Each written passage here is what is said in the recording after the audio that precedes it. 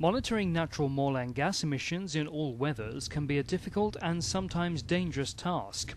Now, scientists from Manchester University are using the gas clam. Once in place within a borehole, it can be left unattended. Underground emissions can be monitored on a continuous basis, with computerised data relaying away from the site. In the Derbyshire Peak District in northwest England, the peat bogs hold large carbon stores, causing concern that erosion is increasing carbon dioxide in the atmosphere. Until now, monitoring had to be done at regular intervals, with repeat random site visits. The environment's always not a very nice place to work in. It can be extremely harsh sometimes. What gas clam allows us to do is take continuous measurement.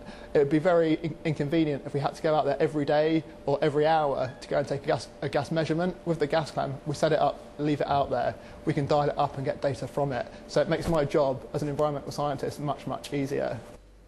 Dr. Steve Bolt, a lecturer at Manchester University, co-founded the Salamander Company to develop the award-winning gas clam.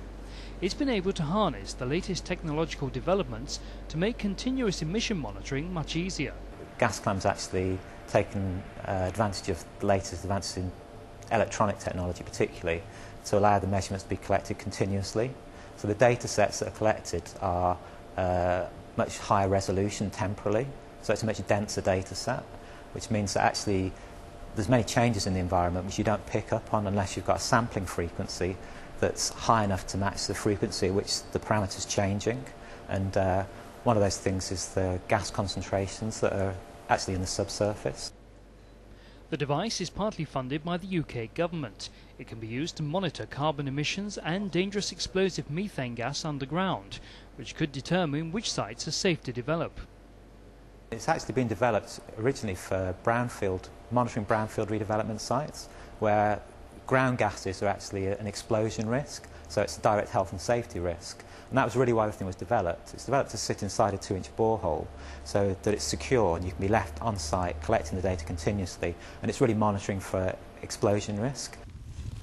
With a shift in the world towards environmental solutions and the growth of carbon trading, gas clam may be used for determining whether gases stay below ground, which could offset against greenhouse gas emissions. Recently, because of the European carbon trading that's now actually really come to pass and it's generally going on, there's a whole load of other aspects have opened up to gas clam. Actually, it's operating as a carbon police because it's monitoring methane and carbon dioxide in the subsurface. Previously, monitoring those as an explosion risk and how they move in the subsurface, but actually, if they move and they emerge into the atmosphere, rather than being worried about them exploding, they're actually serious greenhouse gases, so they're contributing to global warming. So you can actually sequester carbon dioxide in the subsurface or make sure that it stays in the subsurface, and that could be traded off against emissions to atmosphere from power generation.